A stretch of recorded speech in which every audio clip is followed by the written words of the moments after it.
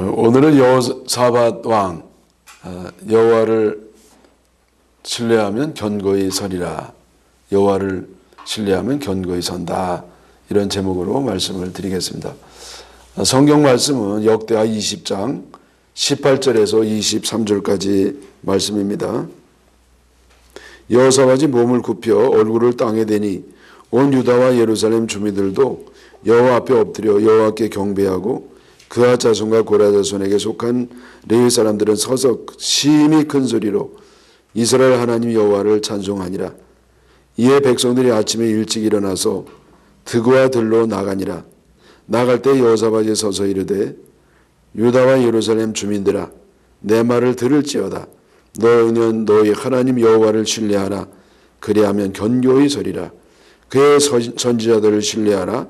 그리하면 형통하리라 하고 백성과 더불어 의논하고 노래하는 자들을 택하여 거룩한 예복을 입히고 군대 앞에서 행진하며 여호와를 찬송하여 이르기를 여호와께 감사하세 그의 인자하심이 영원하도다 하게 하였더니 그 노래와 찬송이 시작될 때에 여호와께서 복병을 두어 유다를 치러 온 암몬 자손과 모압과 세일장 주민들을 치게 하심으로 그들이 패하였으니 곧 암몬과 모압 자손이 일어나 세일산 주민들을 쳐서 진멸하고 세일 주민들을 멸한 후에는 그들이 서로 쳐 죽였더라. 우리가 요즘 성경의 인물들을 좀 생각하면서 은혜를 받고 있는데 앞으로 좀 두 달 될라나요? 그때 두 달간 걸쳐가지고 왕들의 이야기를 보면서 어떤 리더가 하나님이 기뻐하시는 리더인가 그런 걸 모색해 가고자 합니다. 그래서 오늘은 그 왕들의 이야기 첫 시간으로서 우선 유다 왕들을 쭉 공부해 나갈 텐데 여호사밧 왕에 대해서 살펴보면서 은혜를 받도록 하겠습니다. 여호사밧 왕은요 남쪽 유다 왕 가운데 네 번째 왕이었습니다. 35세 즉위를 했고 25년 동안 통치를 했습니다. 이때가 기원전 약 870년경이 된다고 합니다. 여러분 이 당시 요즘도 마찬가지죠. 이름에 다 뜻이 있는데 어떤 뜻이냐면은 여호와는 심판하신다. 여호와는 심판하신다. 그런 이름의 뜻입니다. 그래서 여호사밧은요 자기 이름의 뜻처럼 여호와 하나님의 심판을 두려워하면서 할 수 있는 대로 하나님을 섬기고 하나님의 뜻에 따라 나라를 잘 통치하려고 애를 많이 썼습니다. 한 예를 들 것 같으면요, 아버지도 아사 왕으로서 아주 참 훌륭한 왕이었고요. 그 아사의 어머니 마아가라고 하는 대왕 대비 마마였는데 폐위를 시켜버렸어요. 왜 대왕 대비 마마를 폐위시켰느냐? 왜냐하면 우상을 만들고 우상을 섬겼기 때문입니다. 이 정도로 여호사밧 왕은 하나님께 열심이었습니다. 그래서 여호사밧 왕은 히스기야, 요시야와 더불어서 온 남쪽 유다를 통틀어서 3대 선왕으로 추앙을 받고 있습니다. 이 여호사밧 왕이 이제 나라를 어떻게 잘 다스렸는지 우선한 일은 우상을 파괴한 것이었습니다. 역대하 17장 6절에 그가 전심으로 여호와의 길을 걸어 산당들과 아세라 목상들도 유다에서 제거하였더라. 그래서 제가 말씀드린 것처럼 우상을 다 파해버렸어요. 또 이 여호사밧 왕은 통치를 잘해가지고요 나라를 부강시켰습니다.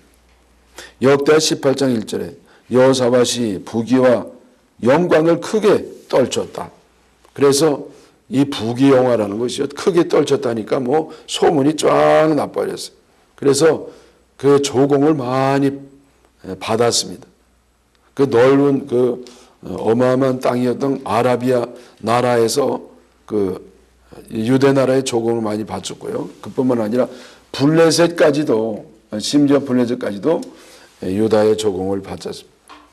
이 블레셋은 사울 왕, 다윗 왕, 솔로몬 왕에 걸쳐가지고 가장 이스라엘을 괴롭혔던 나라가 블레셋이었잖아요. 근데 이들이 이렇게 조공을 바칠 정도로 여호사밧은 아주 그 정치를 잘했습니다. 무엇보다도 국방을 튼튼하게 했습니다. 그래서 견고한 요새를 많이 만들었어요. 국고성도 지었습니다. 군사력이 대단했습니다. 그래서 그 아도니아 장군이 거느린 용사가 30만 명, 아마시아 장군이 거느린 용사들도 20만 명, 엘리아다의 군대는 20만 명, 여호사밧이 직접 거느린 용사가 18만 명, 합해서 80만 명, 88만 명이라고 하는 용사들을 거느렸습니다. 요즘 기준에 보면 수십만 명은 별거 아니잖아요. 우리나라 군대도 한 50만 된다나. 근데 여러분 옛날 기준에 보면 요즘 보면 여기 10배만 작게 쳐가지고 10배만 친다 할지라도요. 그게 880만, 1000만에 가까운 그러한 군사를 가진 대군이 되었습니다. 그래서 역대하 17장 10절에 여호와께서 유다 사방의 모든 나라에 두려움을 주사 여호사밧과 싸우지 못하게 하셨다고 기록이 되어 있습니다. 여러분 여기서 우리가 아주 얻는 교훈이 있습니다. 그건 뭐냐면 이 지도자로서 최고의 통치자가 제일 먼저 힘써야 될 건 뭐냐면은 뭐 경제 성장도 필요하죠. 근데 그거보다도 더 우선적인 게 뭐냐면은 안보예요. 안보. 다른 말로 얘기하면 국방입니다. 나라를 튼튼히 지켜야 됩니다. 왜냐하면은 이 국가의 생존 여부가 바로 국방에 달려있기 때문입니다. 여러분 역사상 이 나라들이 이렇게 국방을 위해 힘쓰던 정책은 두 가지예요. 하나는 강병책입니다. 그래서 이 군사력을 아주 최대한으로 높이는 것이고요. 또 하나는 햇빛 정책입니다. 햇빛 정책. 그래서 우선 중요한 게 국방을 위해서 아주 강력한 군사력을 보유해야 합니다. 힘없는 평화는 허구입니다. 여러분 아무리 뭐 평화를 외친다 하더라도 힘없는 평화는요 그건 없어요. 또 할 수만 있다고 하면 핵무기도 갖고 있어야 돼요. 하여튼 이 상대 나라에 비해서 이 군사력이 더 강해야 됩니다. 군사력이 더 약하면서 큰 소리 쳐봐야 뭐 평화 소용없습니다. 여러분 깡패가 아주 강한 무기를 가지고 있고 나는 너무 아무것도 할 줄 모르는 약한데 뭐 우리 그 사이좋게 지내게 되나요? 한 방 때리면 끝나는 건데 내가 더 강력한 그 무력을 갖고 있어야 그 깡패가 두렵지 않은 겁니다. 평화가 유지될 수가 있는 겁니다.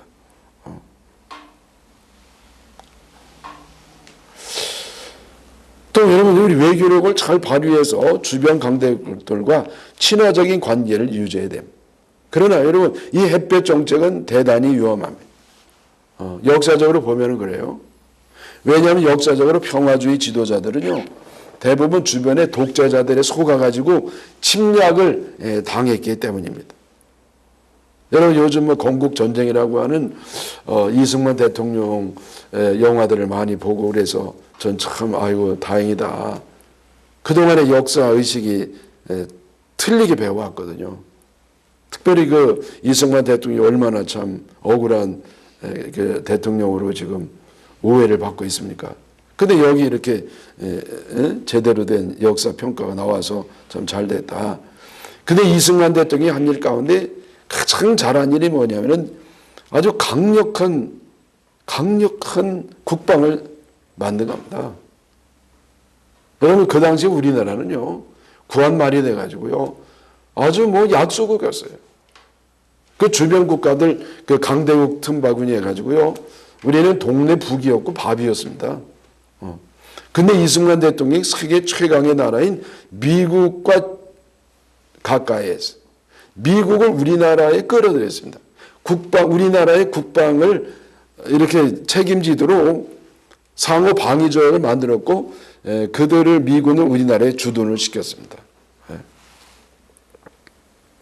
여러분 최악의 대통령은 어떤 사람들이냐? 입으로만 평화를 외치면서 이 공산주의 독재자들과 친근하려고 하는 그 유화 정책, 햇빛 정책으로 어떻게든지 좀 이 평화를 유지해 보려고 하는 대통령들이 최악의 대통령들이었어요.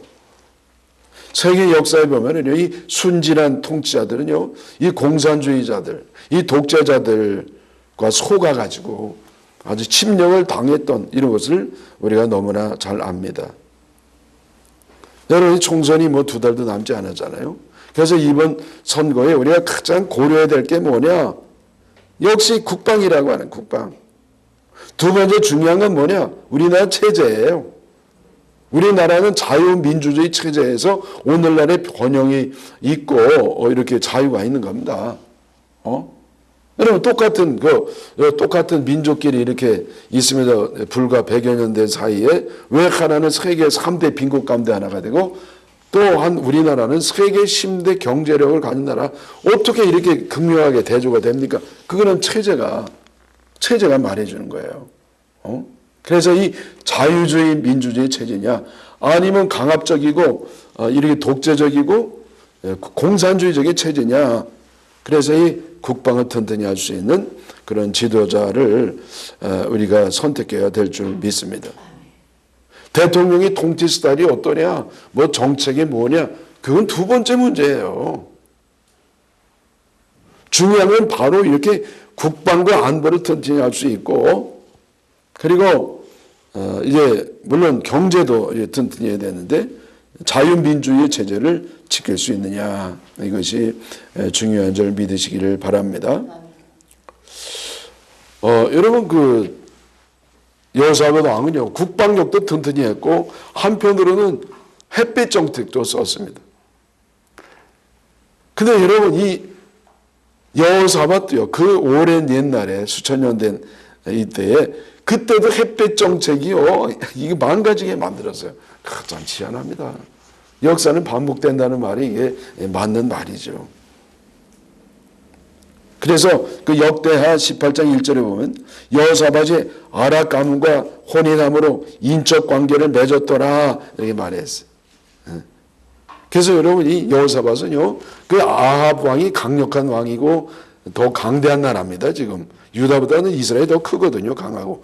그래서 어떻게든지 국방을 위해서 화친 정책을 썼습니다. 그래서 자기 아들 여호람을 이제 아합의 딸 아달랴하고 이렇게 혼인관계를 맺게 했습니다. 정략적 결혼을 했죠. 그래서 어느 정도 효과를 보았습니다. 왜냐하면요, 그동안에 르호보암 이후로 그 남북이 분열된 이후로 남북 정쟁이 아주 빈번했었는데 이것이 이제 혼인관계를 맺으면서 그치게 되었습니다.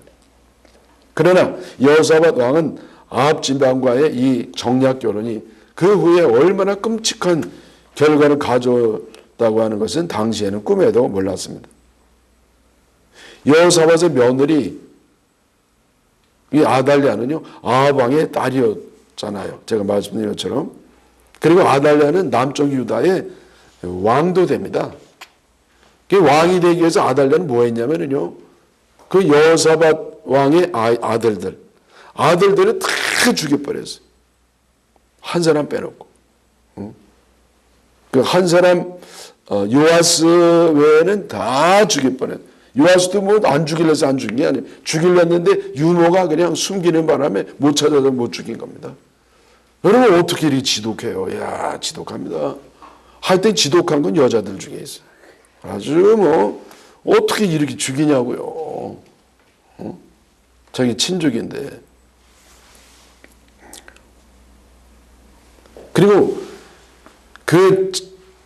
자기 시아버지가요, 그 남쪽 유다를 아주 믿음의 나라로, 여호와 신앙의 나라로 만들었거든요. 근데 아달랴가 이걸 우상의 나라로 다 바꿔치기 해버렸어요. 참 못됐죠. 네? 여러분, 그리고 여호사밧이 아합왕과 친화 정책을 써가지고 아주 피해본 사건이 이뿐만이 아니었습니다. 아합왕과 함께 아람 군대에 맞서 싸우다가 여호사밧은 죽을 뻔했습니다. 참 죽을 뻔했어요. 그래서 그 길르앗 라못에 막 전쟁을 하는데요. 그래 아합왕은 여기에서 하나님의 심판을 받아가지고 이제 죽임을 당합니다. 근데 이 여호사밧 왕은요 여기서 하여튼 몸만 겨우 건지게 되었습니다. 여러분 오해는 하지 마시기 바랍니다. 정락교를 하지 말라는 얘기 아니에요. 때로는 뭐 필요할 수도 있어요. 통치가니까. 일종의 희생이죠. 네? 뭘 하지 말라는 얘기냐? 하나님 뜻에 어긋난 방법을 써면서까지 정략교는 하지 말라는 얘기죠. 네. 인간적인 방법 쓰지 말라고 하는 건 인간의 노력이나 뭐 전략이 불필요하다는 게 아니고 하나님의 뜻을 어긋나는 것을 하면서까지는 하지는 말라는 얘기입니다. 네. 그게 승리의 비결입니다. 여러분 줄을 잘 서시기를 바랍니다. 여호사밧은요, 그 주변에 하필 북쪽의 아합 왕과 근처에 살고 가까이 하면서 이 큰 피해를 많이 봤어요. 요즘도 마찬가지입니다. 이 저주의 통로, 남 망가뜨리는 이 사람이 하나님 싫어하는 사람하고 가까이 하면요, 반드시 피해를 입고야 말아요. 근데 하나님이 기뻐하시고 하나님이 축복의 통로를 사용한 사람을 가까이 하면 반드시 복을 받습니다. 그래서 여러분 우리가 기도할 때 뭐 이것저것 뭐 기도할 게 많이 있는데 그 가운데 하나가 뭐냐면은 좋은 사람 만나게 해달라. 하나님이 기뻐하시는 사람, 믿음의 사람, 축복의 통로 이런 사람 만나서 나도 그런 사람 되도록 그런 기도도 하시기를 바랍니다. 자, 그럼 여호사밧이 이제 이렇게 좀 치명적인 흠결이기 때문에 여호사밧 왕은 나쁜 왕이었냐? 그건 아니에요. 여호사밧 왕에 대한 전반적인 평가는요 좋습니다. 열왕기상 22장 43절에 여호사밧이 그의 아버지 아사의 모든 길로 행하여 돌이키지 아니했다는 건 우상숭배하지 아니했다는 거예요. 여호와 앞에 정직히 행하였더라. 그래서 이 성경에는 하나님 보실 때 여호사밧 왕은 참 좋은 왕으로 평가를 합니다. 여러분 우리가 늘 하는 얘기 있지 않아요? 무슨 일을 하든지 무슨 사람을 만나든지 그 평가할 때는요 공도 있고 과도 있습니다. 잘한 것도 있고 못한 것도 있어요. 100점은 없습니다. 만점은 없습니다. 장점이 있는가 하면 단점도 있습니다. 그래서 여러분 대개 공이 7이고 과가 3이면 70% 정도 좋은 거잖아요. 그러니까 이 사람은 뭐 존경받아야 되는 그런 좋은 지도가 되는 겁니다. 6대 3은 어때요? 합격이죠. 6대 4. 그래 우리는요 그저 내가 마음에 안 든 거 한 부분만 딱 떼어놓고 그 단편적으로 판단하는데 그거는 하나님의 평가 방법이 아니라 말이죠. 여호사밧 왕이 비록 단점이 있었지만은 그러나 좋은 면이 더 많았기 때문에 하나님 볼 때는 여호사밧 왕이 참 훌륭한 왕으로 이스라엘의 3대 선왕으로 불릴 정도로 그렇게 높은 점수를 주셨습니다. 여호사밧 왕이 치명적인 실수가 있음에도 불구하고 하나님 보실 때 좋은 왕으로 여겨진 이유가 뭡니까? 세 가지가 있어요. 하나는 말씀드린 것처럼 전심을 다하여 우상을 파괴하고 신앙을 개혁했기 때문이었습니다. 두 번째는 율법 교육을 장려했기 때문이었습니다. 하여튼 그 여호사밧은요 전국적으로 돌아다니면서 하나님의 신앙과 율법 교육을 열심히 시켰습니다. 레위 사람들, 제사장들, 서기관들에게 율법 교육을 철저히 시키라고 그랬어요. 그래서 여러분 이 지도자들은요 교육을 철저히 시켜야 돼요. 교육을. 근데 안타깝게도 우리나라는 요즘요 교육이 이게 근본이 무너졌습니다. 교육은 네 가지가 있어요. 하나는 인성교육이에요. 인성교육. 사람답게 세우는 게 첫째 교육의 첫 번째 이 과제입니다. 두 번째는 지성교육. 지성이 커야 되죠. 여러분 우리나라는 지성교육하는 거 아니에요. 점수 맞추기. 대학 입시 합격을 위한 수단적인 그런 교육에 불과하단 말이에요. 세 번째는 체력 교육이 있어요. 체력을 향상시켜야 돼. 체력 하나도 안 하잖아요. 또 네 번째는 이 모든 걸 가능케 하는 영성교육이 있어야 되는데 이건 뭐 없잖아요. 그래서 여러분 우리나라 이 교육에 이 위기가 왔어요. 인간성과 도덕이 무너졌습니다. 애들이 덩치는 거지르고 키는 거지르는데 체력이요 옛날만 사람만 못해요. 신앙이 쇠퇴해지고 있습니다. 여러분, 그래서 이 다시 일으킬 수 있는 그런 지도자가 세워지기를 진심으로 기원합니다. 마지막으로 모압과 암몬이 연합까지 쳐들어왔을 때 이 여호사밧 왕은요 모든 전 국민과 함께 하나님 앞에 간절히 기도해서 승리하게 되었습니다. 모압과 암몬이 쳐들어온다는 보고를 들은 여호사밧 왕은요 하나님께 기도하면서 온 백성들에게 금식을 선포했어요. 너희들 다 가까운 성읍에 가가지고 금식하고 기도하라. 왜? 하나님이 이걸 역사해 주셔야 우리는 이긴다. 그렇게 이제 기도를 했습니다. 자, 저는 오늘 말씀 가운데 인상적인 거 하나 있는데 그거는 역대하 20장 19절이에요. 레위 사람들이 서서 심히 큰 소리로 하나님 여호와께 찬송하니라. 제가 성경을 뭐 늘 읽으면서도요. 여기 이 말씀은 아주 새롭게 안 들은 것 같아요. 찬송을 하는데 큰 소리를 한 거는 아는데 심의가 있더라고. 보통 크게 한 게 아니라는 거예요. 그래서 여러분 찬송할 때는요 하여튼 심히 크게 하시기를 축원합니다. 아멘. 아니 너무 크게 하지 마요. 되게 크게 하려면 음치가 크게 하더라고. 그래서 이 크게보다도 최선을 다해서 온 마음과 온 내 마음을 실어가지고 하나님 앞에 찬송을 해야 될 줄 믿습니다. 노래방에서 가수의 소질이 있습니다. 그것 들으면 되게 좋아하잖아요. 근데 그때 부르는 정성보다도 하나님께는 더 정성을 들여서 해야 그게 주님께 드리는 찬송이 줄 믿습니다. 이스라엘 백성들이 출전할 때 여호사밧이 백성들에게 한 말이 대단히 중요합니다. 우리 제목도 있는데요. 여호와를 신뢰하라. 그리하면 견고히 서리라. 그의 선지자들을 신뢰하라. 그리하면 형통하리라. 여러분 요즘에 모든 게 얼마나 불안해요. 모든 게 흔들리고 있습니다. 그러나 여호와 하나님을 신뢰하면 쇠기둥과 노선벽이 될 줄 믿습니다. 여러분 요즘은요 너무 쓸데없는 정보가 너무 많이 들어와요. 요즘 서너 살 된 아이들이요. 우리나라의 서너 살짜리 애가 그 어떤 그 영상 미디어 그걸 보는 시간이 하루에 3시간, 평균 하루 3시간이 넘는데요, 글쎄. 그러면 꼬맹이들이, 애들 이제 나중에 안경 안 쓰는 애들 보기 어려울 것 같아. 나이 들어가지고. 그 정도로 애들이 어려서부터 많은 그 쓸데없는 그 정보에 접하고 있어요. 이 가짜뉴스든지 아니면 그 왜곡된 정보라든지 하여튼 이게 뭐가 이렇게 가미된 무슨 왜 이렇게 미원 뭐 이렇게 아지나무도 넣는 것처럼 여러분 이게 완전히 뭐 이게 순수한 정보가 드물어요. 여러분 진정한 정보 진리는 어디 있느냐? 하나님의 말씀인 줄 믿습니다.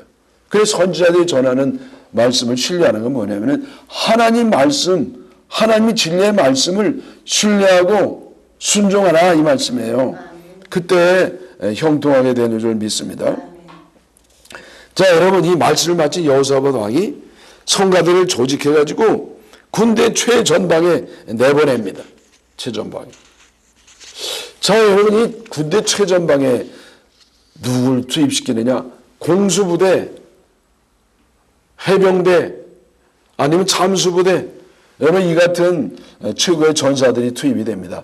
근데 여호사밧 왕은요 그게 아니라 그냥 가운을 또 입혀요. 거기다가 가운까지 입혀가지고 성가대를 맨 앞에 보냅니다. 그리고 그 찬송가가 뭐냐면 여호와께 감사하세 그 인자하심이 영원하도다. 여호와께 감사하세. 아니 뭘 감사할 게 뭐 있어. 전쟁에다가 죽어야 되는데. 근데 여러분 말도 안 되는 일 시키는 겁니다. 왜 그렇습니까? 그런데 여호수아가 볼 때 이 전쟁은요 우리에게 속한 것이 아니라 하나님께 속한 것이니까 이거는 우리와 아람 군대와의 아군과 적군의 싸움이 아니라 하나님과 적군의 싸움이란 말이에요. 그러니까 하나님께 찬양만 하면 되는 겁니다. 하나님께 찬양만. 그리고 감사해야 돼요. 왜? 하나님이 싸우시면 이미 이긴 거죠. 뭐. 시간만 지나면 되는 겁니다. 그래서 이렇게 감사했더니 하나님이 역사하셔서 복병이 나타났어요. 여호와의 복병이 나타나가지고 지들끼리 싸우게 해가지고요. 결국은 대승을 거두게 된 겁니다. 여러분 요즘은요 우리가 너무 피곤한 시대에 살고 있어요. 너무 힘들어요. 먹고 사느라고 생존과의 전쟁을 치르고요. 여러분 문제가 일어나도 힘든 문제가 있냐고. 문제와 씨름을 해야 되죠. 마귀와 전쟁을 하죠. 근데 내가 맞서 싸우면 백전백패합니다.